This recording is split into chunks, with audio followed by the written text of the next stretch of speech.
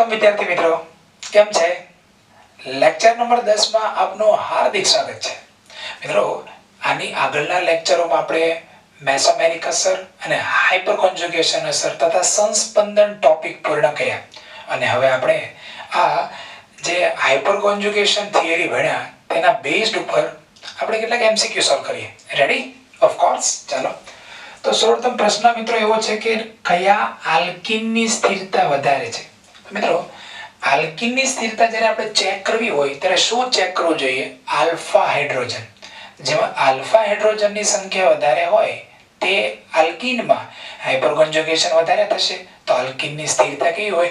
વધારે. મેં લખાયું હતું તમને, આલ્કીનની સ્થિરતા is proportional to alpha H પરમાણુની સંખ્યા. ચાલો મિત્રો, અહીંયા અત્યારે ડબલ બોન્ડ છે. ક્લિયર? ચાલો, આ એક કાર્બન જેને કહેશું આપણે આલ્ફા કાર્બન. અહીંયા પણ આપણે શું કહી દઈશું મિત્રો? Alpha carbon. અને અહીંયા પણ શું કહી દઈશું મિત્રો? Alpha carbon. તો મિત્રો અહીંયા હું નોંધ લખું છું A. આ જે A છે એમાં આલ્ફા H કેટલા? જો અહીંયા 2 આલ્ફા H હશે, અહીંયા કેટલા આલ્ફા H હોય? 2. અને અહીંયા કેટલા આલ્ફા H હોય? 3. તો 2 ને 2 4 ને 3 7. આલ્ફા H બરાબર 7. તો પ્રથમ અણુમાં આલ્ફા H કેટલા થયા? 7. ચાલો બીજા અણુમાં જઈએ મિત્રો. અત્યારે આ ડબલ બોન્ડ યુક્ત આ 2 કાર્બન છે. ચાલો હવે આ દ્વિબંધ યુક્ત જે આ કાર્બન છે મિત્રો, તેની બાજુમાં અહીંયા આ એક આલ્ફા કાર્બન કહેવાય અને એક આલ્ફા કાર્બન કહેવાય. તો મિત્રો આ જે બંધારણ B છે એમાં આલ્ફા H કેટલા થયા મિત્રો? 2 અહીંયા એટલે કેટલા થશે? 4. નેક્સ્ટ જઈએ છે મિત્રો. ચલો C વિકલ્પ. ફરીથી આ શું છે? Double bond. અહીંયા આલ્ફા કાર્બન અને અહીંયા પણ આલ્ફા કાર્બન. અહીંયા કેટલા આલ્ફા H હશે? 2. અહીંયા કેટલા આલ્ફા H હશે? 1. તો મિત્રો જે C છે એમાં આલ્ફા H ની સંખ્યા કેટલી છે? અહીંયા 2 ને 1 અહીંયા એટલે 3. અને છેલ્લે જઈએ છે મિત્રો D માં. તો ચાલો ફરીથી આ ડબલ બોન્ડ યુક્ત 2 કાર્બન છે, એમની બાજુમાં અહીંયા આવશે આલ્ફા કાર્બન, અહીંયા પણ આવશે આલ્ફા કાર્બન. તો મિત્રો આલ્ફા H ની સંખ્યા કેટલી થશે? 4. ઓકે. ચાલો હવે હિન્ટ શું હતી મિત્રો? આલ્કીનની સ્થિરતા ચલે છે આલ્ફા H પરમાણુની સંખ્યા. તો મિત્રો આ ચારે ચાર જે મેં આલ્કીન આપેલા છે એમાં વધારે સ્થાયી આલ્કીન કયો હશે? જેમાં આલ્ફા H વધારે છે તે આન્સર આવશે મિત્રો A. ક્લિયર? તો આ જે હિન્ટ છે એ તમારા માઇન્ડમાં ફિટ થયેલી હશે જ. નેક્સ્ટ જઈએ છે મિત્રો. ચાલો અહીંયા શું છે? આ ડબલ બોન્ડ છે. તો આ ડબલ બોન્ડ યુક્ત જે આ કાર્બન છે એમની સાથે એક આ કાર્બન અને એક આ કાર્બન, ટોટલ આલ્ફા H કેટલા થશે મિત્રો? અહીંયા આલ્ફા H 1, અહીંયા આલ્ફા H 3. તો આલ્ફા H થઈ ગયા 4. ચાલો મિત્રો આમાં જઈએ. આ ડબલ બોન્ડ ધરાવતા 2 કાર્બન છે. અહીંયા આ જે ડાર્ક કરું છું તે આલ્ફા H. આલ્ફા H અહીંયા પણ હશે, એક અહીંયા અને અહીંયા. તો મિત્રો ટોટલ આલ્ફા H કેટલા? ચાલો ગણીએ. આ છેડાનો કાર્બન છે, આલ્ફા H કેટલા હશે? 3. છેડાનો કાર્બન આલ્ફા H 3. અહીંયા 2, અહીંયા 2. તો આલ્ફા H થશે ટોટલ 10. ક્લિયર? સમજાય છે કે નહીં? પાક્કું? ચાલો હવે અહીંયા જઈએ મિત્રો. આ ડબલ બોન્ડ યુક્ત જે આ કાર્બન છે એની બાજુમાં આ આલ્ફા કાર્બન અને અહીંયા પણ આલ્ફા કાર્બન. ઘણાને હજી આલ્ફા H ગણતા ના આવડતા હોય તો શીખવાડું. અહીંયા આ કાર્બન જે છે એ 2 બોન્ડ તો ઓલરેડી બનાવી ચૂક્યું છે. તો બાકીના 2 બોન્ડ છે એ કોણ જોડાયેલો છે? હાઇડ્રોજન. એટલે આ કાર્બન ઉપર 2 હાઇડ્રોજન છે. એટલે એવું કહેવાય આલ્ફા H આ કાર્બન પર કેટલા? 2. હવે અહીંયા આવો. અહીંયા કાર્બન છે, રાઈટ? મેં ડાર્ક ટપ્પો કર્યો છે તે કાર્બન છે. કાર્બનને કેટલા બોન્ડ ઓલરેડી બનાવેલા દેખાય જ છે? જો 1, 2 અને 3. 3 બોન્ડ તો દેખાય જ છે. તો ચોથો બોન્ડ ક્યાં ગયો? એ હાઇડ્રોજન હશે. એટલે કે આ કાર્બન સાથે એક હાઇડ્રોજન છે. હવે આ કાર્બન કયો? Alpha carbon. તો આલ્ફા કાર્બન સાથે જે H હોય એ કયો H હોય? Alpha hydrogen. એટલે એક અહીંયા અને 2 અહીંયા, એટલે કેટલા થશે? 3. ચાલો મિત્રો નેક્સ્ટ જઈએ છીએ. આ ડબલ બોન્ડ યુક્ત 2 કાર્બન છે. ચાલો આ શું થશે? Alpha carbon. આ પણ શું થશે? આની બાજુમાં આલ્ફા કાર્બન અને અહીંયા પણ આલ્ફા કાર્બન. ક્લિયર? ચાલો મિત્રો અહીંયા આલ્ફા કાર્બન એક, આલ્ફા H કેટલા? 2. આલ્ફા એચ કેટલા 2 અને આલ્ફા એચ અહીંયા કેટલા 1, તો ટોટલ આલ્ફા એચ આણુમાં થશે 5. તો ચાલો મિત્રો પ્રશ્ન પૂછો છે કયો આલ્કીન વધુ સ્થાયી છે, તો ફરીથી લખશું આલ્કીનની સ્થિરતા is proportional to alpha H પરમાણુની સંખ્યા.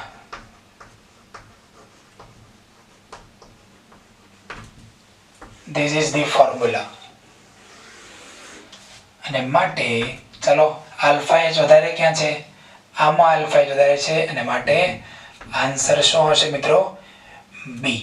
ઓકે, તો તમારે સ્થિરતાનો ક્રમ લખવો હોય તો શું લખી શકાય, સ્થિરતાનો ક્રમ is equal to સૌથી પહેલા કોણ આવશે, બી is greater than, ચાલો પછી કોણ આવશે સામે ડી, ચાલો પછી કોણ આવશે આ એ અને ત્યાર પછી કોણ આવશે સી. ક્લિયર, આલ્ફા એચ જે વધારે હોય તે સ્ટેબિલિટી વધારે હોય. ચલો મિત્રો કયા આલ્કીનની સ્થિરતા વધુ છે, જો મિત્રો અહીંયા ડબલ બોન્ડ 2, ડબલ બોન્ડ 2 અને ડબલ બોન્ડ પણ 2. આને આપણે આલ્ફા એચ ના એંગલ થી સોલ્વ કરી શકીએ, પણ હું તમને બીજી પણ એક રીત દેખાડું છું. ઓકે, ચાલો આમાં ડબલ સિંગલ ડબલ યાદ છે તમને, પાઈ સિગ્મા પાઈ સિગ્મા, આ પ્રકારની જો શરતનું પાલન થાય તો આને કયો આલ્કીન કહેવાય, કોન્જ્યુગેટેડ આલ્કીન. ત્યારબાદ અહીંયા double single single double. Okay, આ કોન્જ્યુગેટેડ આલ્કીન નથી કારણ કે આમાં સંસ્પંદન નહીં થાય, આને કહેવાય આઇસોલેટેડ આલ્કીન. અને અહીંયા જો તમે બે ડબલ બોન્ડ છે પાસ પાસે જોડાયેલા છે, આને કહેવાય કમ્યુલેટેડ આલ્કીન. ઓકે, હવે સ્થિરતાનો ક્રમ મિત્રો શું છે, તો હું લખું છું અહીંયા સ્થિરતાનો ક્રમ હંમેશા કોન્જ્યુગેટેડ આલ્કીન જે છે એની સ્થિરતા વધારે હશે કારણ કે સંસ્પંદન થાય. ઓકે, ત્યાર પછી આવશે આઇસોલેટેડ અને ત્યાર પછી આવશે કમ્યુલેટેડ. એટલે સ્થિરતાનો ક્રમ A is greater than B is greater than C. અને આમ જવું હોય તો conjugated alkene is greater than isolated alkene is greater than cumulated alkene. Okay, તો આલ્ફા એચ થી પણ તમે સોલ્વ કરી શકો અને આ પણ એક વે છે, એક પદ્ધતિ છે સોલ્વ કરવા માટેની. ઓકે, દરેક એમસીક્યુ ને વ્યવસ્થિત નોટબુકમાં લખી નાખો.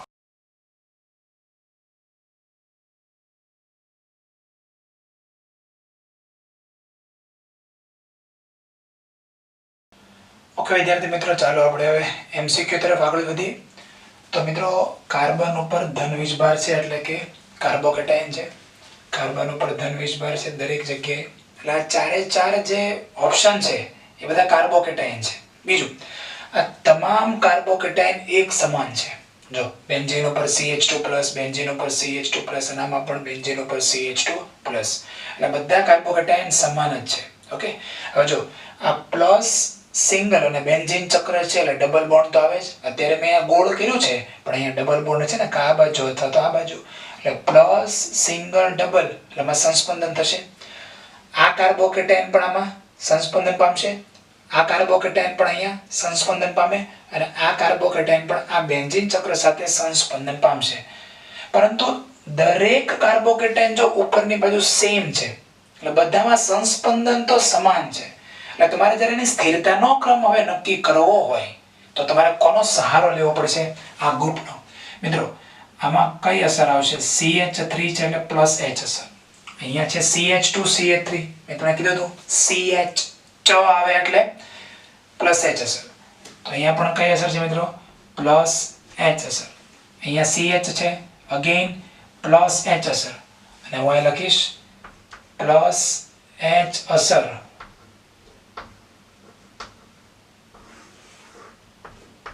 ઓકે, આમાં પ્લસ H અસર લાગશે નહીં. હવે ત્રણમાં આપણે જઈએ મિત્રો, ત્યાં જે અસર લાગશે ને મિત્રો I અસર લાગશે. કઈ અસર લાગશે, પ્લસ I. પણ ઓલરેડી અત્યારે હજી આપણે પ્લસ I અસર ભણ્યા નથી એટલે એના વિશે ડિટેલ ચર્ચા નહીં કરીએ. પણ તમે ખાલી એટલું સમજી રાખો મિત્રો કે ત્યાં પ્લસ H અસર નહીં લાગે પણ લાગશે કઈ, પ્લસ I. તો કે સર હવે પ્લસ I અસર એટલે કઈ, પ્રેરક અસર કે જેને આપણે હજી ભણવાની વાર છે. પણ તમે અત્યારે પ્લસ H અસરને આધારે કાર્ય કરો. પ્લસ I અસર છે ને એ H અસર કરતા વીક છે, નિર્બળ છે, એટલે એનો આપણે ત્યાં ધ્યાનમાં લેવાની નથી. ચાલો શું કરશો મિત્રો, આલ્ફા H કેટલા, આલ્ફા H 3 અહીંયા આલ્ફા એચ કેટલા 2 અને આમાં આલ્ફા એચ કેટલા આ જગ્યા અહીંયા છે ઓન્લી 1 તો શું લખીશું મિત્રો આલ્ફા એચ વધુ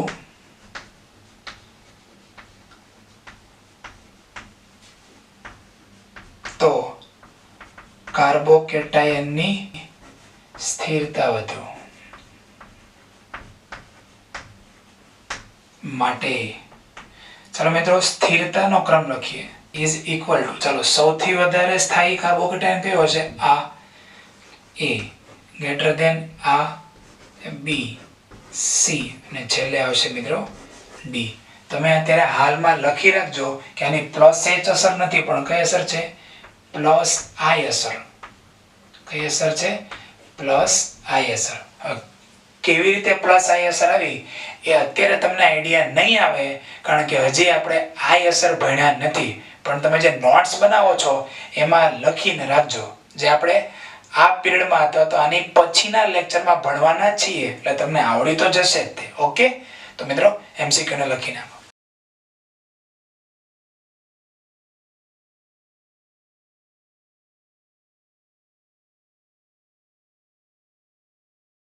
ઓકે વિદ્યાર્થી મિત્રો ચાલો આપણે નેક્સ્ટ એમસીક્યુ તરફ જઈએ છીએ પ્રશ્ન એ છે કયા કાર્બોકેટાયનની સ્થિરતા વધુ છે આ ઉપરની બાજુ તમે જો બધા કાર્બોકેટાયન સેમ છે આ બધા કાર્બોકેટાયનમાં જો પ્લસ સિંગલ ને બેન્ઝીન ચક્ર છે એમાં ડબલ બોન્ડ તો હશે જ બધામાં સંસ્પંદન તો થશે પણ દરેક કાર્બોકેટાયનમાં તમે જો સેમ પાર્ટ છે ઓકે એટલે સંસ્પંદન તો બધા કાર્બોકેટાયનમાં થાય તો હવે જો તમારે સ્ટેબિલિટી નક્કી કરવી હોય તો આ જે પેરા સ્થાન ઉપર જે ક્રિયાશીલ સમૂહો જોડાણા છે એને આધારે કાર્ય કરવું પડે તો ચાલો મિત્રો આ CH3 છે કઈ અસર પ્લસ H અસર ક્લિયર ચાલો હવે અહીંયા ઓક્સિજન ઉપર શું આવેલું છે લોન પેર મેં તમને કીધું એમ જો CH3 આવે CH2 CH3 આવે ચો આવે બરાબર ને આલ્કાઇલ ગ્રુપ્સ આવે કયા ગ્રુપ આલ્કાઇલ ગ્રુપ તો એમાં કઈ અસર હોય પ્લસ H અસર મિથાઇલ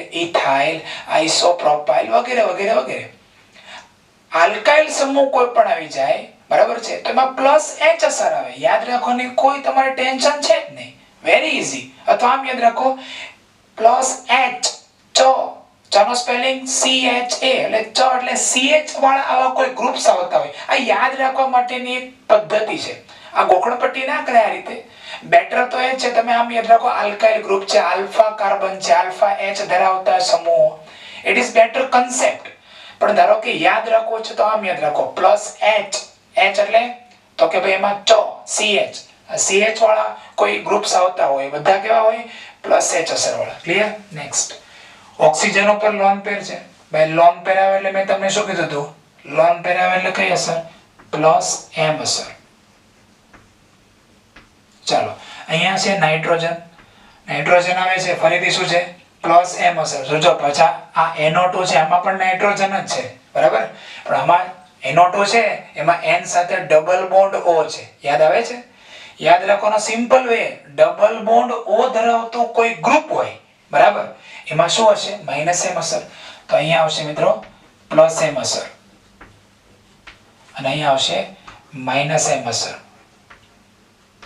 ઓકે હવે મિત્રો આપણે લખીએ કાર્બોકેટાયનની સ્થિરતા ઇઝ પ્રોપોર્શનલ ટુ કઈ અસર પ્લસ M અને પ્લસ H અસર અને વ્યસ્ત પ્રમાણમાં છે માઈનસ M અસર બરાબર ને માઈનસ M અસર શું કામ કરશે કાર્બોકેટાયનની સ્થિરતા ઘટાડશે અને પ્લસ M અને પ્લસ H અસર શું કરશે કાર્બોકેટાયનની સ્થિરતા વધારશે ક્લિયર સમજાય છે ઓકે ચાલો તો આન્સર લખીએ આપણે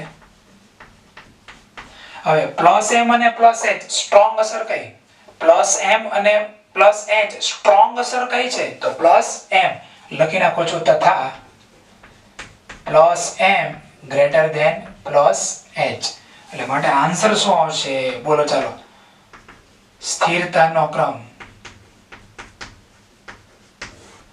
સૌથી પહેલા પ્લસ M વાળા પાછા બે આવ્યા મિત્રો બહુ મસ્ત એમસીક્યુ છે કારણ કે બધું મિક્સ છે બધા ગ્રુપ્સ અલગ અલગ છે. આ બેની પ્લસ એમ અસર એટલે એનો સરખામણી પણ આપણે કરવી પડે.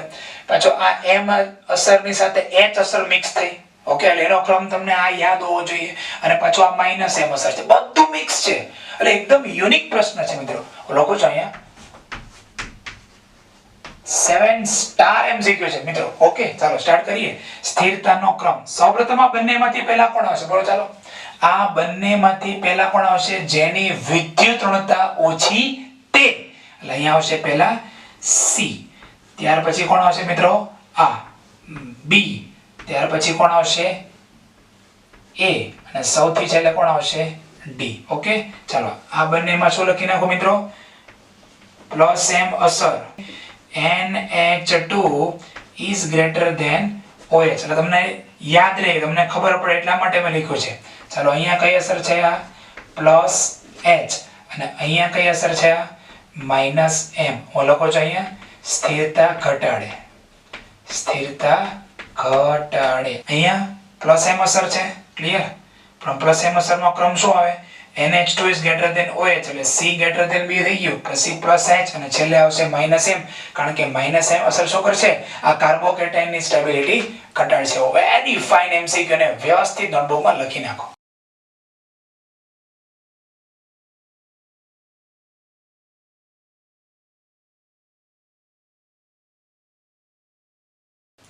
ઓકે વિદ્યાર્થી મિત્રો, ચાલો નેક્સ્ટ એમસીક્યુ તરફ જઈએ છીએ. ફરીથી ઉપર તમે જોઈ શકો છો બધા જ કાર્બોકેટાઇન સેમ છે, પણ નીચે પેરા પોઝિશન ઉપર જુદા જુદા ક્રિયાશીલ સમૂહ આવેલા છે. એને આધારે આપણે આ એમસીક્યુ ને સોલ્વ કરવાના છીએ. Again a very fine MCQ. Very fine MCQ છે મિત્રો. ઓકે, 7 સ્ટાર એમસીક્યુ છે. સૌપ્રથમ આપણે અહીંયા લઈએ છીએ પ્લસ એચ અસર. અહીંયા લઈ લઈએ મિત્રો પ્લસ એમ અસર. ચાલો શું કામ કરશે? કાર્બોકેટાયનની સ્થિરતા વધારે. ક્લિયર? પણ એમાં સ્ટ્રોંગ અસર કઈ છે? Plus M is greater than plus H. તો આપણે આન્સર લખીએ મિત્રો. આમાં સૌપ્રથમ કોણ આવશે આ બંનેમાંથી? ચાલો બોલો તો. અહીંયા પ્લસ એમ અસર છે, કારણ કે ઓક્સિજન ઉપર લોન પેર ઓફ ઇલેક્ટ્રોન છે ને આ CH3 alkyl group alpha H 3 છે. તો આ બંનેમાંથી પહેલા કોણ આવશે? પ્લસ એમ અસર કાર્બોકેટાઇનની સ્થિરતા વધારશે. ઓકે, એટલે સૌથી પહેલા આવશે બી. ત્યાર પછી કોણ આવશે? એ. ચાલો એટલું ક્લિયર. હવે મિત્રો આપણે આમ જઈએ. આ CCl3 ગ્રુપ છે મિત્રો. આની અસર છે માઈનસ H અસર. ક્લિયર?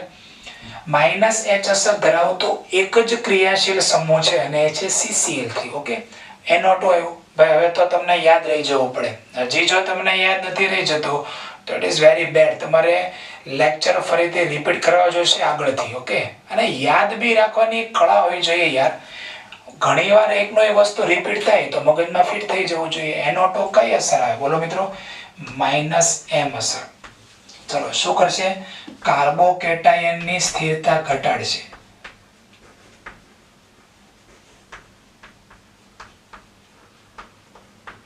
આ બંનેમાંથી પ્રબળ અસર કે બોલો? માઈનસ M કે minus H? Minus M is greater than minus H. ચલો સમજો બરાબર. આ માઈનસ M અસર છે એ આ કાર્બોકેટાયનની સ્થિરતા ઘટાડે. માઈનસ H અસર છે કાર્બોકેટાયનની સ્થિરતા ઘટાડે. એટલે ઓબ્વિયસલી આ બી અને એ પૂરું થશે એટલે પછી આ બી આવશે. પણ હવે કોની વારી આવશે? ચાલો એ મહત્વનું છે. હવે કોનો ક્રમ આવશે? આ સી આવે કે ડી આવે? બોલો વિચારો. સી કામ શું કરશે? હા, માઈનસ H અસર કાર્બોકેટાયનની સ્થિરતા ઘટાડે.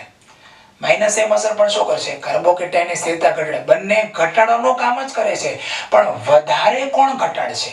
આ રાઈટ? સમજાય કે આ જે NO2 ગ્રુપ છે એ કાર્બોકેટાયનની સ્થિરતા વધારે પ્રમાણમાં ઘટાડશે. એટલે સૌથી છેલ્લે આવે એટલે ફરીથી અહીંયા આવશે બી, એ, સી અને ડી. હું એવું લખું છું કાર્બોકેટાયનની સ્થિરતા વધુ પ્રમાણમાં ઘટાડે. વધુ પ્રમાણમાં ઘટાડે. અને જો વધારે પ્રમાણમાં ઘટાડતો હોય તો એ સૌથી છેલ્લે આવે. ઓકે મિત્રો, આ MCQ ને લખી નાખો.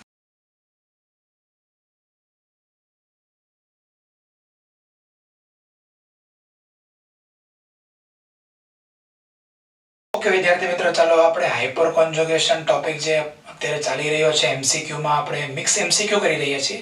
તો એમાં એક આ એક્સ્ટ્રા બાબત છે જે NCERT બેઝડ છે. તો બરાબર તમે આને નોટબુકમાં લખી લેજો સ્ટાર મારીને. ઓકે, હાઇપર કોન્જુગેશનને લીધે C ડબલ બોન્ડ C ની નજીક આવેલ સિંગલ બોન્ડ C ની બંધ લંબાઈ ઘટે છે. મિત્રો બંધ લંબાઈ ઘટે છે એટલે કે જે કાર્બન કાર્બન સિંગલ બોન્ડની બંધ લંબાઈ હોય અન્ય સંયોજનોમાં એની સાપેક્ષે અહીંયા હાઇપર કોન્જુગેશનને કારણે ડબલ બોન્ડની બાજુમાં જે કાર્બન કાર્બન સિંગલ બોન્ડ આવ્યો હોય એની જે બંધ લંબાઈ છે ઘટી જાય છે. તો ઘણાને પ્રશ્ન થશે શા માટે? જો સી નવું કંઈ નથી, આગળ જે આપણે ભણાવેલું છે એ જ છે. તો હું અહીંયા તમને સમજાવું કે ભાઈ પ્રોપીન છે બરાબર, તો પ્રોપીનમાં CH3CH double bond CH2 clear. આ જે બંધ છે બરાબર એના ઇલેક્ટ્રોન યુગ્મ કાર્બન ઉપર જાય એટલે આ જે હાઇડ્રોજન જે છે એ મુક્ત થઈ જાય એટલે આમ લખાય CH2. આ બંને ઇલેક્ટ્રોન આ કાર્બન ઉપર ગયા એટલે CH2 માઇનસ અને આ H પ્લસ સ્વરૂપે અલગ પડી ગયો. આવું તો ભણાવ્યું હતું ને, કઈ નવું નથી હવે. ઓકે ચાલો, સિંગલ બોન્ડ CH અને ડબલ બોન્ડ CH2 સમજાય કે નહીં? ચાલો, CH3 હતું, આ બોન્ડ તૂટી ગયો તો યાદ છે ને કે નહીં? આલ્ફા કાર્બન છે તો CH જે તો કાર્બન અને હાઇડ્રોજન વચ્ચેના બોન્ડ એ તૂટી ગયો અને વધુ વિદ્યુત ઋણીય કાર્બન ઉપર આવી ગયો એટલે CH2 minus single bond CH double bond CH2 clear. હવે આ જે મોલેક્યુલ છે બરાબર, આ મોલેક્યુલ એમાં શું થાય અત્યારે આ જગ્યાએ જો તમે અહીંયા બરાબર ધ્યાન રાખજો, કાર્બન કાર્બન સિંગલ બોન્ડ છે રાઈટ, પણ હવે આ અણુમાં સંસ્પંદન થશે હે ને, માઇનસ સિંગલ ડબલ, તો સંસ્પંદન થાય એટલે આ મોલેક્યુલ થયો કે નહીં? હવે તમે અહીંયા બરાબર ધ્યાન રાખો, જે સિંગલ બોન્ડ હતો ત્યાં ડબલ બોન્ડ બની ગયો. તો કે સર હવે એક કાયમી ડબલ બોન્ડ ક્યાં છે? રાઈટ વાત છે, આ ડબલ બોન્ડનો પાછો સિંગલ બોન્ડમાં રૂપાંતર થાય. મારે કહેવાનો હેતુ એ છે કે સંસ્પંદન થાય એટલે આ જે સિંગલ બોન્ડ છે એના બંધ ક્રમાંકમાં વધારો થાય અને બંધ ક્રમાંકમાં જો વધારો થાય તો આની આગળના લેક્ચરોમાં સમજાવ્યું હતું કે સંસ્પંદનને કારણે શું થશે? કાર્બન કાર્બન સિંગલ બોન્ડ જે છે એની બંધ લંબાઈમાં ઘટાડો થશે. ક્લિયર? તો એ વસ્તુ તો અહીંયા સાબિત થઈ. અહીંયા હાઇપર કોન્જુગેશન ટોપિક આપણે બોલી રહ્યા છીએ અત્યારે. તો હાઇપર કોન્જુગેશનને કારણે આ કાર્બન કાર્બન ડબલ બોન્ડની બાજુમાં આવેલો આ કાર્બન કાર્બન સિંગલ બોન્ડ એની બંધ લંબાઈમાં થોડો શું થઈ જાય છે? ઘટાડો થઈ જાય છે. એનું કારણ અહીંયા આપ્યું છે તે પહેલા H પ્લસ દૂર થાય, આના ઉપર ઋણ વીજભાર આવે, સંસ્પંદન થાય અને સંસ્પંદનને કારણે સિંગલ બોન્ડની બોન્ડ લેન્થ થોડી નાની થઈ જાય. એક્ઝામ્પલ આપેલું છે, આ પ્રોપીન છે, આ સિંગલ બોન્ડ ઉપર લખેલું છે X, આ ઇથેન છે, સિંગલ બોન્ડ ઉપર લખેલું છે Y. તો જનરલી આપણે એવું વિચારીશું સંસ્પંદન તો થતું નથી, ઓકે, પણ હાઇપર કોન્જુગેશન થાય છે ને. તો હાઇપર કોન્જુગેશન કન્સેપ્ટને આધારે આ જે બંધ લંબાઈ છે X એ કેવી થઈ જાય? નાની. એટલે શું આવશે બંધ લંબાઈનો ક્રમ? X is less than Y. Okay, આ ટોપિકને સમજવો હોય તો આ એની સમજૂતી છે, એના આધારે તમે સમજી શકો છો મિત્રો. MCQ ને આ ટોપિકને લખી નાખો.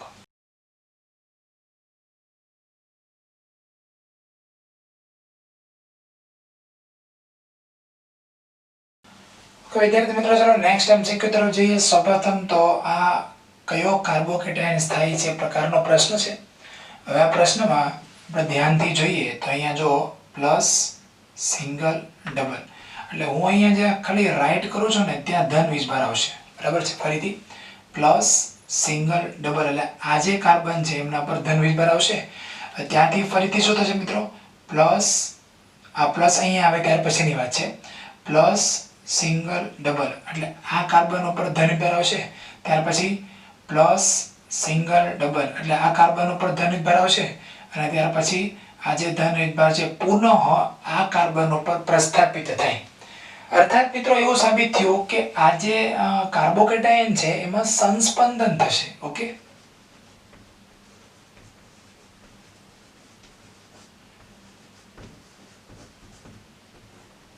ઓકે, આ કાર્બોકેટાયનમાં સંસ્પંદન થાય. ફરીથી ખબર, આ ધન વીજભારિત કાર્બન છે, ઓકે, ત્યાંથી ધન વીજભાર ક્યાં આવશે? પ્લસ સિંગલ ડબલ આ કાર્બન ઉપર આવશે. ક્લિયર. ત્યાર પછી અહીંયાથી પ્લસ વિભાગ છે ને અહીંયા, એટલે પ્લસ સિંગલ ડબલ એટલે આ કાર્બન ઉપર આવશે, અને ત્યાં પછી પ્લસ સિંગલ ડબલ આ કાર્બન ઉપર આવશે, અને ત્યાંથી પુનઃ પાછો અહીંયા આવશે. તો મિત્રો આ જે કાર્બોકેટાયન છે એમાં સંસ્પંદન થાય છે. ચાલો મિત્રો નેક્સ્ટ જઈએ, આ કાર્બોકેટાયનમાં આવી જઈએ. ધ્યાનથી જો, આ કાર્બન ઉપર ધન વિભાર છે, ફરીથી પ્લસ સિંગલ ડબલ આ જે કાર્બન છે ત્યાં ધન વિભાર આવશે. સમજો, બરાબર સમજતા રહેજો. ચાલો ફરીથી આ પ્લસ સિંગલ ડબલ એટલે આ કાર્બન જે છે ત્યાં ધન વિભાર જશે, સંસ્પંદનથી વધારે, ત્યાંથી ધન વિભાર અહીંયા આવશે, અને ત્યાંથી પુનઃ ધન વિભાર આ બાજુ આવી જશે. તો કે સર સંસ્પંદન આના જેવું જ થયું? નહીં નહીં, હજી વાર છે.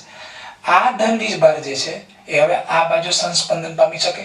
યસ, પ્લસ સિંગલ ડબલ આ કાર્બન ઉપર ધન આવશે, ત્યાંથી આ કાર્બન ઉપર ધન આવશે, ત્યાંથી આ કાર્બન ઉપર ધન વીજભાર આવશે, ત્યાંથી પુનઃ પાછા અહીંયા આવશે. એટલે મિત્રો એવું લખી શકાય અહીંયા વધારે સંસ્પંદન થશે.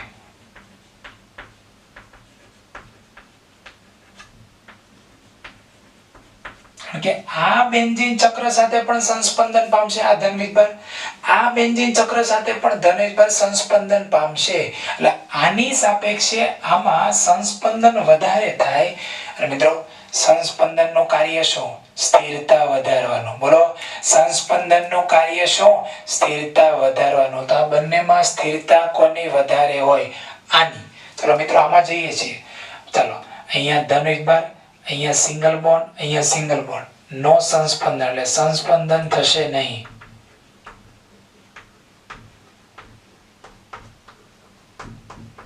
હા, એવું કહી શકાય કે આ કયો કાર્બોકેટાયન છે? પ્રાથમિક કાર્બોકેટાયન. ઓકે, કોઈને પ્રશ્ન થશે સર પ્રાથમિક કાર્બોકેટાયન કઈ રીતે? જો આગળ મેં તમને વાત કરી હતી કે જેના ઉપર ધન વીજભાર છે એ કાર્બન સાથે એક આલ્ફા કાર્બન હોય, બરાબર, તો એને શું કહેવાય? પ્રાથમિક કાર્બોકેટાયન. તો તમે જો આ જેના ઉપર ધન વીજભાર છે તો અહીંયા આ આલ્ફા કાર્બન થયો કે નહીં? તો આલ્ફા કાર્બન એક છે એટલે આ પ્રાથમિક કાર્બોકેટાયન થયો. બીજી વસ્તુ અહીંયા આવો. ચાલો મિત્રો, હવે જેના ઉપર ધન વીજભાર છે એની બાજુમાં તમે જોઈ શકો કેટલા કાર્બન છે અહીંયા? આ એક અને આ બે. હા, તમે આલ્ફા કાર્બન છે એવું ના કહેતા, માત્ર આ જેના ઉપર ધન વીજભાર છે બીજા બે કાર્બન સાથે જોઈન છે, એટલે એવું કહી શકાય કે આ કયો કાર્બોકેટાયન છે? આ દ્વિતીય કાર્બોકેટાયન છે. અને જેના ઉપર ધન વીજભાર છે એ બીજા એક કાર્બન સાથે જોઈન છે, એટલે આ કેવો કાર્બોકેટાયન છે? પ્રાથમિક કાર્બોકેટાયન છે. પણ મિત્રો પ્રાથમિક કાર્બોકેટાયન તો આ પણ છે અને પ્રાથમિક કાર્બોકેટાયન તો આ પણ છે, બરાબર ને? જો અહીંયા પણ CH2+, અહીંયા પણ CH2+, પણ ડિફરન્સ શું છે? આ કાર્બોકેટાયનમાં સંસ્પંદન નથી થતું, જ્યારે આ કાર્બોકેટાયનમાં સંસ્પંદન થાય છે. ઓકે, અને જો સંસ્પંદન થાય તો શું થાય છે? કાર્બોકેટાયનની સ્ટેબિલિટી વધશે. ક્લિયર? આગળ જઈએ. ચાલો અહીંયા શું થશે? Plus single double. Yes, plus single double. તો શું લખશો મિત્રો? સંસ્પંદન થશે.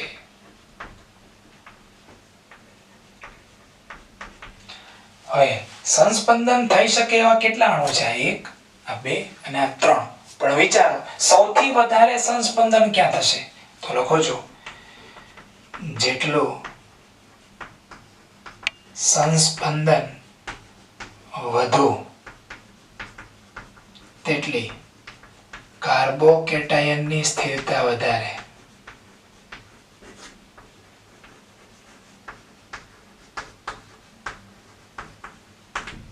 અને માટે કાર્બોકેટાયનની સ્થિરતાનો ક્રમ ઇઝ ઇક્વલ ટુ, ચાલો સૌથી પહેલા પણ આવશે બી. કેમ બી? કારણ કે આ જે ધન વીજભાર છે આ બેન્ઝીન ચક્ર સાથે સંસ્પંદન પામશે, આ બેન્ઝીન ચક્ર સાથે પણ સંસ્પંદન પામશે એટલે બી. ત્યાર પછી કોનો વારો આવશે? એ. કારણ કે આ ધન વીજભાર બેન્ઝીન ચક્રમાં સંસ્પંદન પામે છે, વધારે સંસ્પંદન પામે છે, પણ આના કરતા ઓછું, એટલે પછી આવશે એ. ચાલો હવે અહીંયા આવો. સંસ્પંદન તો અહીંયા પણ થશે, પણ જો પ્લસ સિંગલ ડબલ અહીંયા આવી ગયું પછી સ્ટોપ, એટલે ત્યાર પછી કોણ આવશે? ડી. સૌથી છેલ્લે કોણ આવશે મિત્રો? સી. આમાં સંસ્પંદન થતું નથી. આમાં સંસ્પંદન થાય છે પણ આ બંને કરતા ઓછું. આમાં સંસ્પંદન થાય છે આના કરતા ઓછું, બરાબર છે? અને આમાં સંસ્પંદન થાય છે સૌથી વધારે. તો ઓકે મિત્રો, તો આ સંસ્પંદન કન્સેપ્ટને આધારે કાર્બોકેટાયનની સ્ટેબિલિટી કેવી રીતે નક્કી કરવી એમસીક્યુ સોલ્વ કર્યો છે મિત્રો, લખી નાખો.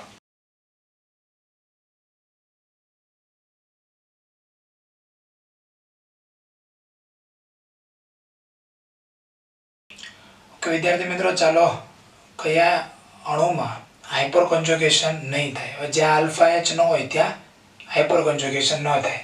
તો મિત્રો સૌપ્રથમ જોઈએ આ અણુ જે છે બરાબર, આમાં આપણે ગણીએ તો આલ્ફા એચ કેટલા થશે. જો આ આલ્ફા કાર્બન, આ પણ આલ્ફા કાર્બન, તો આલ્ફા એચ થશે 6.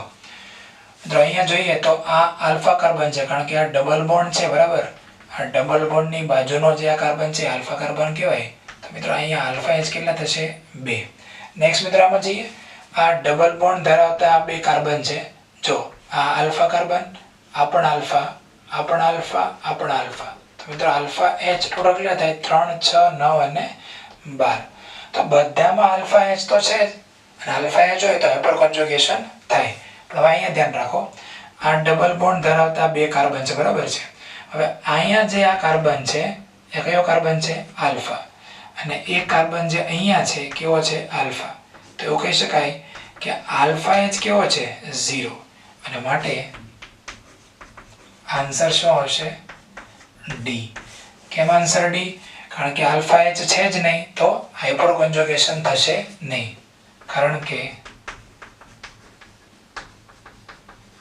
વિકલ્પ ડી માં alpha H is equal to 0, તેથી હાઇપર કોન્જુગેશન ન થાય.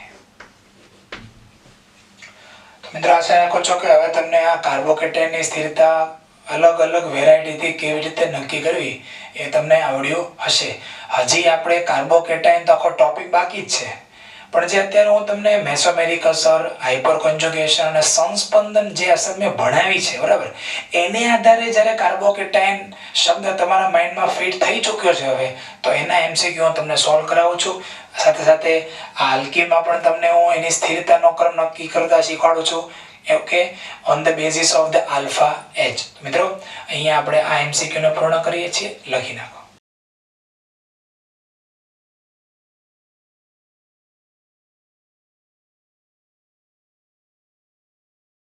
ઓકે વિદ્યાર્થી મિત્રો, ચાલો હવે આપણે એક નવી થિયરી સ્ટાર્ટ કરવા તરફ જઈ રહ્યા છીએ, અને થિયરીનું નામ છે પ્રેરક અસર, બોલે તો ઇન્ડક્ટિવ ઇફેક્ટ. શોર્ટમાં એને કહેશું આઈ અસર. ઓકે ચાલો, આઈ એટલે હું નહીં, આઈ એટલે ઇન્ડક્ટિવ ઇફેક્ટ નો આઈ એટલે કે પ્રેરક અસર. ચાલો હવે આ જે થિયરી છે ને એમાં કોઈ જગ્યાએ સંસ્પંદન કે મેસોમેરિક અસર કે હાઇપર કોન્જુગેશન એમાં કોઈ વર્ડ્સ જ નહીં આવે. ઓકે, અહીંયા સંસ્પંદન સંકળાયેલું છે જ નહીં. બે તત્વો વચ્ચે વિદ્યુત ઋણતાનો તફાવત, જો એ ટોપિક તમને સમજતા આવડતો હશે તો આઈ થિંક આ થિયરી તમને એકદમ આમ નોર્મલ લાગશે કે ઓ સર આ તો એકદમ ઈઝી છે, સેજ પણ અઘરી નથી. ઓકે, એટલી વસ્તુ પહેલા માઇન્ડમાં ક્લિયર, થિયરી અઘરી નથી, it is a very very very easy theory. Okay ચાલો, પણ હા વિદ્યુત ઋણતાને આધારે તમારે સમજવું પડશે. ઓકે, અને એ તો તમને આવડતું જ હોય ને. ચાલો મિત્રો, જ્યારે જુદી જુદી વિદ્યુત ઋણતા ધરાવતા તત્વો સહસંયોજક બંધથી જોડાયેલા હોય ત્યારે, જો મિત્રો અત્યારે મેં એક્ઝામ્પલ આપ્યું છે CH3CH2Cl, નામ તો તમને બધાને આવડતું હશે, ક્લોરોઇથેન. ઓકે ચાલો, તો અત્યારે CH3CH2Cl એમાં બરાબર જોઈએ કે આ કાર્બન અને ક્લોરીન વચ્ચે શું છે સહસંયોજક સિગ્મા બંધ. યસ ઓર નો? ચાલો, અહીંયા CH3 અને CH2 વચ્ચે શું છે અહીંયા સહસંયોજક સિગ્મા બંધ છે કે નહીં? હવે ચાલો આગળ જઈએ. પ્રશ્ન શું છે અહીંયા? જુદી જુદી વિદ્યુત ઋણતા ધરાવતા તત્વો. અહીંયા જો આ બે કાર્બન જે છે એ તો વિદ્યુત ઋણતા સેમ હશે, કારણ કે આ પણ કાર્બન, આ પણ કાર્બન, તો કાર્બન કાર્બન ની તો વિદ્યુત ઋણતા સેમ હોય ને. પણ અહીંયા તમે જુઓ આ કાર્બન ની સાથે કોણ જોડાયેલો છે? ક્લોરીન. તો કાર્બન ની સાથે જે આ ક્લોરીન જોડાયેલો છે, હવે મને કહો આ કાર્બન અને ક્લોરીન બંનેમાં વિદ્યુત ઋણતા કોની વધારે? બોલો જલ્દી. કાર્બન અને ક્લોરીનમાં વિદ્યુત ઋણતા કોની વધારે? વિડિયો પોઝ કરો અને વિચારીને આગળ જુઓ. તો તમારો જવાબ આવશે મિત્રો કે સાહેબ ક્લોરીનની વિદ્યુત ઋણતા વધારે છે. હવે મને કહો આ કયો બોન્ડ છે? આ સહસંયોજક સિગ્મા બોન્ડ છે, પણ એમાં બે ઇલેક્ટ્રોન્સ તો હશે જ. તમે જ્યારે 11 સાયન્સ સ્ટાર્ટ કર્યું ત્યારે પ્રથમ ચેપ્ટરમાં વિદ્યુત ઋણતા થિયરી ભણી ચૂક્યા છો. તો થશે શું મિત્રો? આ જે સહસંયોજક બંધના ઇલેક્ટ્રોન છે ને એ આ ક્લોરીનની વિદ્યુત ઋણતા વધારે હોવાથી એ તરફ થોડા આકર્ષાય. જો આપણે જે સંસ્પંદન ટોપિક ભણ્યા એમાં શું ભણતા હતા કે પાઈ બંધ તૂટીને ઓક્સિજન ઉપર જાય છે. તો એમ બોલીએ કે ધારો કે આમ હોય C double bond O, clear? આ રીતે કંઈક રચના છે તો આપણે શું કહીએ કે આ પાઈ બોન્ડ તૂટીને આના ઉપર જાય એટલે આમ થઈ જાય C+ અને O-. આ રીતે કંઈક રચનાનું નિર્માણ થતું હતું. યસ ઓર નો? અહીંયા સંપૂર્ણપણે ધન આયન છે અને આ સંપૂર્ણપણે ઋણ આયન છે. અહીંયા +1 ચાર્જ, અહીંયા -1 ચાર્જ છે. ઓકે, સંપૂર્ણપણે ધન વીજભાર અને ઋણ વીજભાર છે. હવે મને કહો અહીંયા એવો કોઈ સિગ્મા બંધ તૂટે છે? અહીંયા સિગ્મા બંધ તો તૂટવાની ક્યાં વાત આવે છે? ખાલી એટલી જ વાત છે કે આ ક્લોરીન છે ને એ આ સહસંયોજક બંધના ઇલેક્ટ્રોનને પોતાની તરફ આકર્ષે. ભાઈ કેમ આકર્ષે? અરે યાર એની વિદ્યુત ઋણતા વધારે છે. જેની વિદ્યુત ઋણતા વધારે હોય ઇલેક્ટ્રોનને પોતાની તરફ આમ ઊભો હોય ને તો આકર્ષે. આવી જાય થોડો. ઓકે, એટલે આના ઉપર મિત્રો -ડેલ્ટા લખાય. -ડેલ્ટા એટલે આંશિક ઋણ વીજભાર. આના પર થોડો ઋણ વીજભાર ક્રિએટ થયો. અહીંયા શું હતું? અહીંયા થોડો ઋણ વીજભાર નહોતો, ડાયરેક્ટ -1 વીજભાર જ આવી ગયો હતો, કારણ કે અહીંયા પાઈ બોન્ડ તૂટતો હતો. અહીંયા બંધ તોડવાની તો વાત જ નથી. માત્ર આ સિગ્મા બંધના ઇલેક્ટ્રોન છે ને એ થોડા ક્લોરીન તરફ ખેંચાય એટલે આના ઉપર થોડો ઋણ વીજભાર આવે. તો પછી કાર્બન ઉપર શું થઈ જાય મિત્રો? થોડો ધન વીજભાર આવે. ક્લિયર? જેને કહેવાય આંશિક ધન વીજભાર. એટલી બાબત તમને સમજાણી કે ના સમજાણી? ચલો વાંચો. જ્યારે જુદી જુદી વિદ્યુત ઋણતા ધરાવતા તત્વો, એટલે આ બે તત્વોની વિદ્યુત ઋણતા જુદી જુદી છે, એ સહસંયોજક સિગ્મા બંધ. આ શું છે? સિગ્મા બંધ છે, બરાબર ને?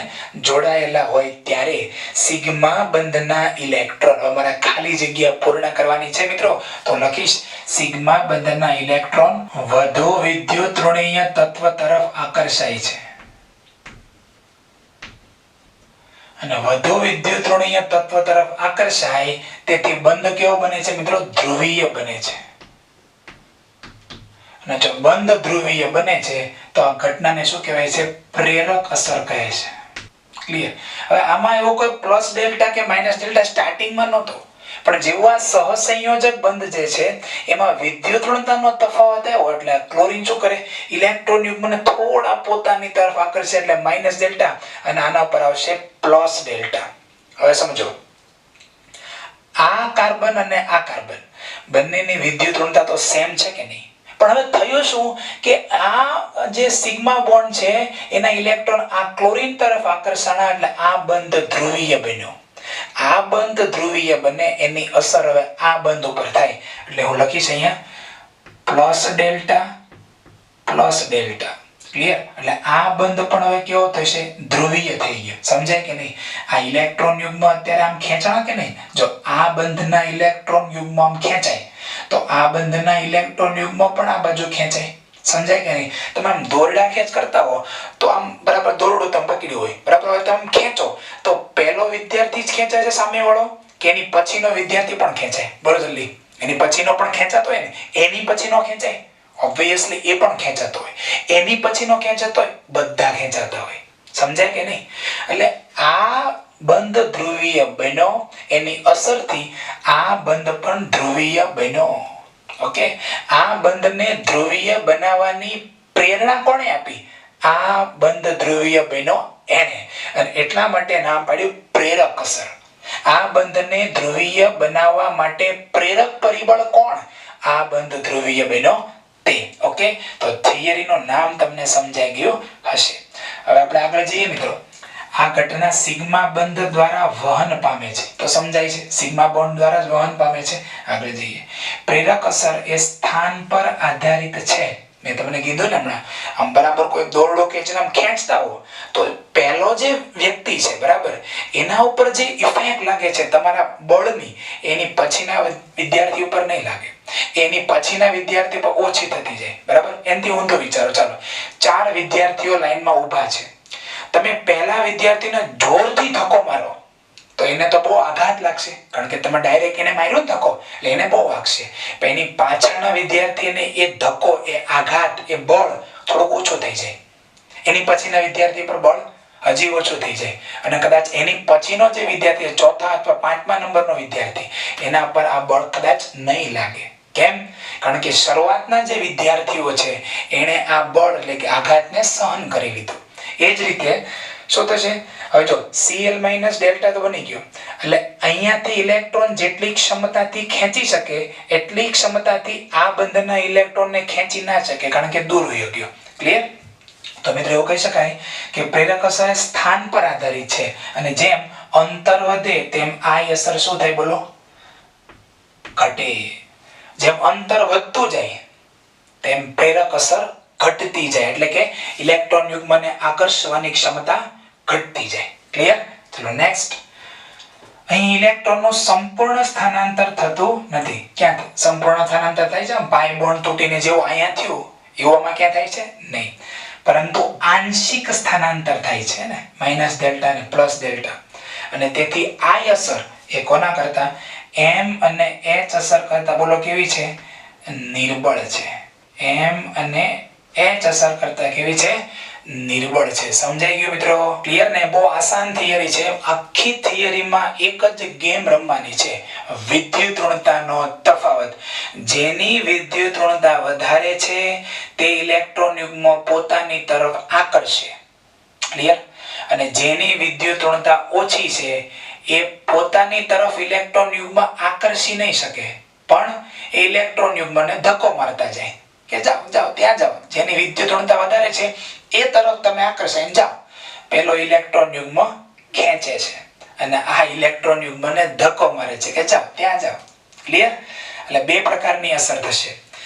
એક છે ઇલેક્ટ્રોન આકર્ષક અસર, જો આ ઇલેક્ટ્રોન આકર્ષવાનું કામ કરે છે, અને એક છે ઇલેક્ટ્રોન દાતા અસર, એટલે કે આ કાર્બન છે ઇલેક્ટ્રોન યુગ્મને દાન કરવાનું કાર્ય કરે છે. સમજાય છે? નહીં સમજાતું? બે વસ્તુ છે, દાતા અને ભિખારી, ડોનર એન્ડ બેગર. કોઈ વ્યક્તિ બેગર છે, ભિખારી છે, એનો મીનિંગ કે ત્યાં દાતા પણ છે. દાતા હોય જ નહીં તો ભિખારી બની કેવી રીતે શકાય? એટલે આ ઇલેક્ટ્રોન યુગ્મ આકર્ષે છે, માની લીધું એની વિદ્યુત ઋણતા વધારે છે, ઇલેક્ટ્રોન યુગ્મ આકર્ષે, તો સામે શું છે? આ ઇલેક્ટ્રોન યુગ્મને ધક્કો મારે છે, દાન કરે છે, જાઓ ત્યાં જાઓ. અને પેલો શું કરશે?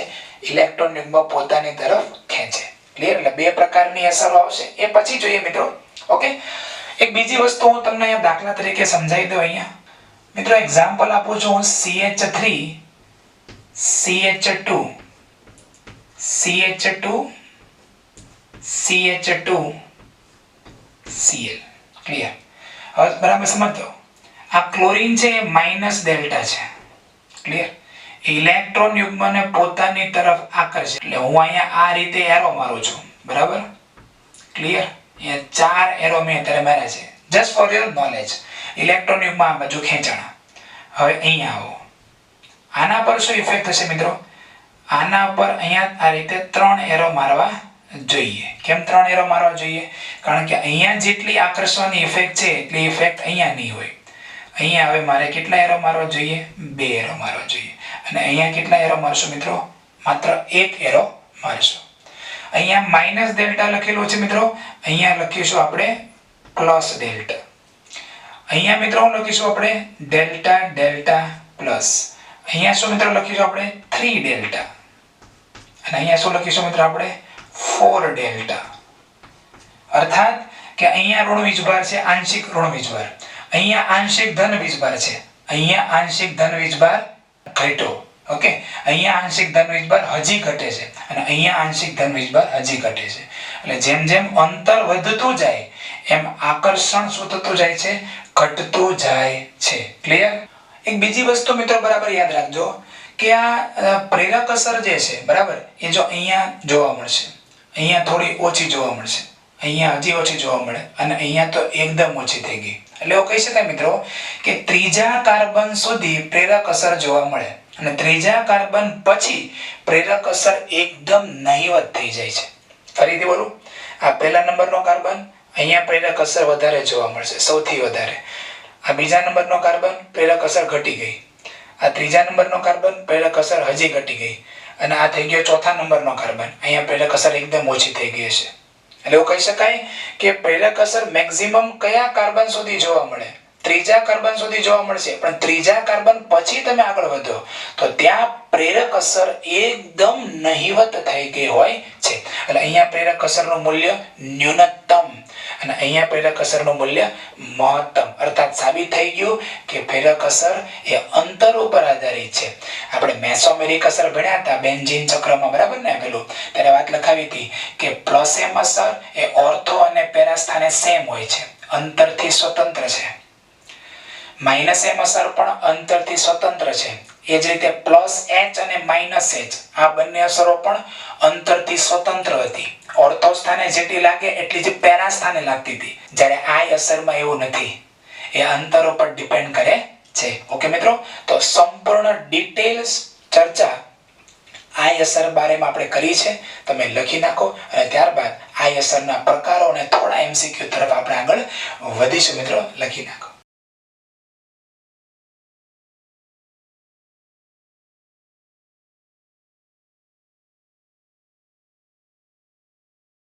ઓકે વિદ્યાર્થી મિત્રો, ચાલો હવે પ્રેરક અસરના બે પ્રકાર તો તમને ખબર જ હશે. નંબર 1 છે પ્લસ આઈ અસર અને નંબર 2 છે માઇનસ આઈ અસર. તો સૌપ્રથમ આપણે માઇનસ આઈ અસરમાં જઈએ છીએ. તો માઇનસ આઈ અસર એટલે શું કહી શકાય મિત્રો? ઇલેક્ટ્રોન આકર્ષક અસર, બરાબર? સિગ્મા બંધના ઇલેક્ટ્રોન પોતાની તરફ આકર્ષે ત્યારે કઈ અસર જોવા મળે? માઇનસ આઈ અસર જોવા મળે. હવે ઘણા બધા ક્રિયાશીલ સમૂહોનો ક્રમ મેં અહીં આપેલો છે. ઘણા વિદ્યાર્થીઓ એને એવું લાગશે કે સર પાછો અમારે ક્રમ મોટે કરવાનો, આગળ સર માઇનસ એમ અસરમાં મેં ક્રમ મોટે કર્યો હતો. મિત્રો જો મેં તમને માઇનસ એમ અસરમાં કીધું હતું અને અહીંયા પણ તમને કહેવા માંગુ છું શું કે માઇનસ એમ અસરમાં મેં સ્ટાર્ટિંગના જે ક્રિયાશીલ સમૂહો લખાવ્યા હતા, બરાબર? ના, સસા, આ, કી. તો આટલા ક્રિયાશીલ સમૂહો તમે યાદ રાખો, મેક્સિમમ તમને એમાંથી જ પ્રશ્નો આવી જશે. ક્લિયર? હવે વાત રહી અહીંયા. તો મિત્રો અહીંયા જે સ્ટાર્ટિંગના જે આ ચાર આપેલા, આ ક્રમ કન્ટિન્યુઅસ છે. પહેલી બાબત તો આ, ઓકે, આમાં આ ગ્રેટર ધેન, પછી આ greater than, greater than, greater than, continue ક્રમ છે આખો, સમજી લેજો. એટલે એવું નથી પહેલા ચાર આ અલગ છે પછી આ અલગ, ના એમ નહીં. અહીંયાથી ચાલુ થાય તો છેલ્લે અહીંયા પૂરો થશે. હવે સ્ટાર્ટિંગના જે આ ચાર આપેલા છે ને મિત્રો, આ સ્ટાર્ટિંગના આ ચાર એ મેક્સિમમ એ લેવલ 2 પ્રકારનો છે. તો જરા આમાં લેવલ 2, યસ. તમારે મેક્સિમમ જે ઉદાહરણો આવશે એમાં OR2+ છે, NF3+ છે, NR3+ છે અને NS3+. મે બી આ આવી શકે, પણ અહીંયા સુધીના જે આ બધા અણુઓ અહીંયા આપેલા છે તમને, એમાંથી બહુ રેર કેસમાં પ્રશ્નો પૂછાઈ શકે. ઓકે, તો ચાલો મેક્સિમમ આપણે અહીંયાથી યાદ રાખવાનું થશે. તો ચાલો ચાવી દ્વારા થોડું વર્કઆઉટ કરીએ તો તમને ઈઝી લાગશે, બરાબર છે? ચાલો, ના સસા. ચાલો, ના સસા એટલે આ નાઇટ્રો, સ એટલે સલ્ફોનિક એસિડ અને સા એટલે સાયનાઇડ. ઓકે, ચાલો શું લખેલું છે આગળ? આ કા. ચાલો, અહીંયા લખેલું છે આલ્ડીહાઇડ, અહીંયા લખેલું છે કાર્બોક્સિલિક એસિડ. તમારે કીટોન ને એવા ગ્રુપ્સ ને મૂકવા હોય તો આગળ માઇનસ એમ અસરમાં એવું હતું કે એની જેમ તમે આની આગળ મૂકી શકો છો. મેં અત્યારે લીધા નથી. Okay, next. પછી શું આવી છે? ફૂલકલી હોકર બહાર આવી. આ હોકર માંથી કઈ નહીં મળે, આપણે તો ખાલી યાદ રાખવાનું ફૂલકલી બહાર આવ્યા. ચાલો, આ ફ્લોરીન, ક્લોરીન, બ્રોમિન અને આયોડીન, આ ચાર એક ભેગા આવે. જો તમે ફૂલકલી હોકર બહાર આવ્યા. ફૂલ એટલે ફ્લોરીન, કલી એટલે ક્લોરીન, બહાર એટલે બ્રોમિન અને આયા એટલે આયોડીન. ક્લિયર? તો આ થઈ ગયા ચાર. શું? ના સસા આ કા. ફૂલ કલી હોકર બહાર આયા. જો હું એ બોલું છું, જોતો રહો. ચાવીને આધારે કેટલું સ્પીડમાં આવશે. જો, નાઇટ્રો, સલ્ફોનિક એસિડ એટલે SO3H, સાઇનો એટલે C≡N. હવે આ કા એટલે આલ્ડીહાઇડ અને કા એટલે કાર્બોક્સિલિક એસિડ. આવી ગયું એકદમ મસ્ત લાઈનમાં.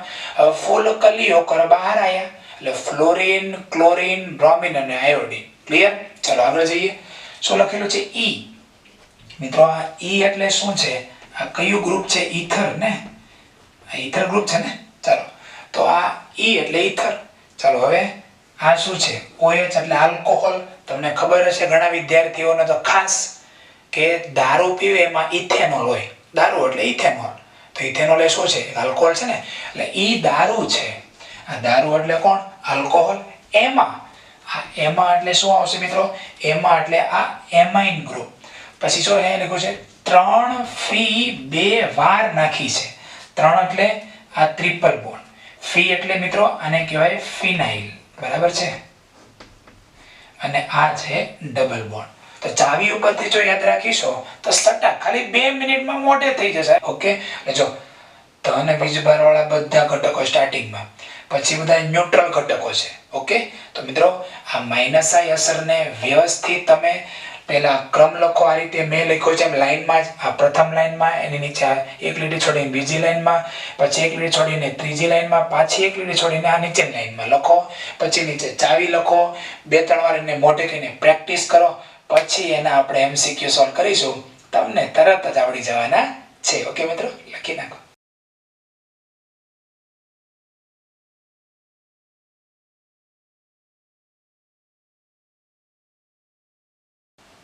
ઓકે વિદ્યાર્થી મિત્રો, ચાલો હવે લાસ્ટ પ્રકાર, પ્રેરક અસરનો બીજો પ્રકાર છે પ્લસ આઈ અસર એટલે કે ઇલેક્ટ્રોન દાતા અસર. ઓકે?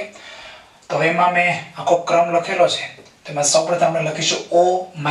ઓકે? મેક્સિમમ હું તમને કહું કે O- નો તો યુઝ બહુ ઓછો, રેર થશે. એવી રીતે આ COO-, આ બંનેનો પણ રેર ઉપયોગ થશે. બરાબર? આપણે જે મેક્સિમમ 99.9% જે યુઝ કરવાનો આવશે એ આ આવશે. જો મિત્રો આ કાર્બન છે એની સાથે આ મિથાઇલ છે, એ બીજો મિથાઇલ, આ ત્રીજો મિથાઇલ. આ એક કાર્બન સાથે ટોટલ 1, 2 અને 3 કાર્બન જોડાયેલા છે. એટલે આ આખું એક આલ્કાઇલ ગ્રુપ છે. સી તમે આ પહેલી વાર નથી જોઈ રહ્યા. તમે જ્યારે નોમેનક્લેચર ભાગ ભણ્યા ત્યારે આ બાબત આવી ચૂકી છે. પ્રાથમિક, દ્વિતીયક અને તૃતીયક. તો કોઈ તમને પૂછે કે ચલો આ કાર્બન કયો? આ કાર્બન પ્રાથમિક કાર્બન છે, દ્વિતીય કાર્બન કે તૃતીય કાર્બન? તો આ એક કાર્બન જે છે બીજા કેટલા કાર્બન સાથે જોઈન્ટ છે? 1, 2 અને 3. તો આ વચ્ચે સેન્ટરમાં રહેલો કાર્બન એની સાથે બીજા 3 કાર્બન ડાયરેક્ટ જોડાયેલા છે. એટલે મિત્રો આને કહેવાય તૃતીયક આલ્કાઇલ સમૂહ. ક્લિયર? હવે અહીંયા આવો. તો તૃતીયક આલ્કાઇલ સમૂહ જે છે ને એની ઇલેક્ટ્રોન દાતા અસર કેવી હશે? વધારે. ઇલેક્ટ્રોન દાતા અસર કેવી હશે? વધારે. યાદ કરો, હું તમને જ્યારે આગળ MCQ ભણાવી રહ્યો હતો આ જે લેક્ચરમાં, ત્યારે એક MCQ માં પેરા સ્થાન ઉપર આવું એક ગ્રુપ હતું CCA3CA3CA3. ત્યારે મેં તમને વાત કરી હતી કે તમે એની અત્યારે પ્લસ આઈ અસર લખી નાખો. આ એનું રીઝન છે. આ પ્લસ આઈ અસર ધરાવે છે, ઇલેક્ટ્રોન દાતા અસર. ક્લિયર?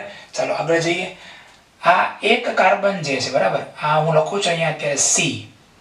આ એક કાર્બન સાથે બીજા કેટલા કાર્બન જોડાયેલા છે? આ 1 અને 1, 2 કાર્બન ડાયરેક્ટ જોડાયેલા છે. તો મિત્રો આને શું કહેવાય? દ્વિતીયક આલ્કાઇલ. તો તૃતીયક આલ્કાઇલ સમૂહ મોટો આલ્કાઇલ કહેવાય ને? કેટલો મોટો આલ્કાઇલ છે? એની પ્લસ આઈ અસર વધારે હોય. ત્યાર પછી દ્વિતીયક આલ્કાઇલ, એની પ્લસ આઈ અસર ઘટી જાય. ચાલો અહીંયા આવીએ. આ કોણ છે? પ્રાથમિક આલ્કાઇલ. ઓકે? તમે જોઈ શકો છો એમાં આ કાર્બન સાથે બીજા કેટલા કાર્બન અટેચ છે? 1 કાર્બન અટેચ છે. એટલે એને કહેવાય પ્રાથમિક આલ્કાઇલ. તો ક્રમ શું થયો મિત્રો? તૃતીયક આલ્કાઇલ ગ્રુપ, એની પ્લસ આઈ અસર વધારે, ત્યારબાદ દ્વિતીયક આલ્કાઇલ ગ્રુપ ને ત્યારબાદ પ્રાથમિક આલ્કાઇલ ગ્રુપ, પ્લસ આઈ અસર ઘટતી જાય છે. હવે મિત્રો આ જે બે ફરીથી મેં અહીંયા લખેલા છે એ હું હજી તમને કહેવા માંગુ છું. આ JEE મેઇન્સ માં જ્યારે થોડા પ્રશ્નો અઘરા લેવલના કાઢવા હોય, ઓકે, અથવા તો જે એડવાન્સમાં જ્યારે પેપર કાઢવું હોય ત્યારે પેપર સેટર આમનો યુઝ કરી શકે. ઓકે, આ CH3 જે છે એમની પ્લસ આઈ અસર સૌથી ઓછી, જો પણ એની આગળ CT3 અને આ CD3 એમની પ્લસ આઈ અસર કેવી છે, વધારે છે, જેનો રીઝન જે છે એમની બંધ ઉર્જામાં છુપાયેલો છે. એમની બંધ ઉર્જાનો ક્રમ મેં આગળ લખાયો હતો, એને આધારે એ કન્સેપ્ટ ઉપર આ બાબતને સમજાવી શકાય કે ભાઈ CT3 પહેલા, પછી CD3 અને છેલ્લે આવે છે CH3. જો મેક્સિમમ કોઈ મને એમ કે સર આમાંથી વધારેમાં વધારે કયા ઘટકો જે છે એની પ્લસ આઈ અસરની સરખામણી આપણે યાદ રાખવાની છે, તો મિત્રો હું તમને એક આ કહીશ, આ તૃતીયક આલ્કાઇલ, આ દ્વિતીયક આલ્કાઇલ, આ પ્રાથમિક આલ્કાઇલ અને આ મિથાઇલ, એટલાની તમે પ્લસ આઈ અસર બરાબર ક્રમમાં યાદ રાખો એટલે પૂરું એકદમ નાનામાં નાનો ટોપિક છે, બરાબર ને. એટલે જો આ બધા ચકલીના ચ વાળા આવે છે, CH CH CH CH CH CH CH, એટલે ચકલીના ચ વાળા હોય એ બેન્ઝીન સાથે જોડાયેલા હતા ત્યારે એમાં આપણે પ્લસ H અસર બોલતા હતા, પણ જ્યારે એ બેન્ઝીન ચક્ર સાથે જોડાયેલા નથી, સંસ્પંદન ઘટના સાથે સંકળાયેલા નથી, ત્યારે એમાં આપણે પ્લસ આઈ અસર બોલીએ છીએ. ઓકે, એટલે CH આલ્કાઇલ ગ્રુપ આવે એમાં પ્લસ H, જો બેન્ઝીન ચક્ર સાથે હાઇપર કોન્જુગેશન થતું હોય તો ત્યાં પ્લસ H, અને જો ન થતું હોય તો ત્યાં પ્લસ આઈ. ફરીથી આલ્કાઇલ ગ્રુપમાં બે અસર હોઈ શકે, પ્લસ H અને પ્લસ આઈ. ક્લિયર? જો બેન્ઝીન ચક્ર સાથે હાઇપર કોન્જુગેશન પામતા હોય, ઓકે, તો કહી શકાય પ્લસ H, પરંતુ જો ત્યાં રેઝોનન્સ સાથે સંકળાયેલા ના હોય તો પ્લસ આઈ. કમ્પ્લીટ. ઓકે, તો ક્રમ શું થઈ ગયો final? O minus is greater than COO minus is greater than તૃતીયક આલ્કાઇલ is greater than દ્વિતીયક આલ્કાઇલ is greater than પ્રાથમિક આલ્કાઇલ, પછી CT3 CD3 અને CH3.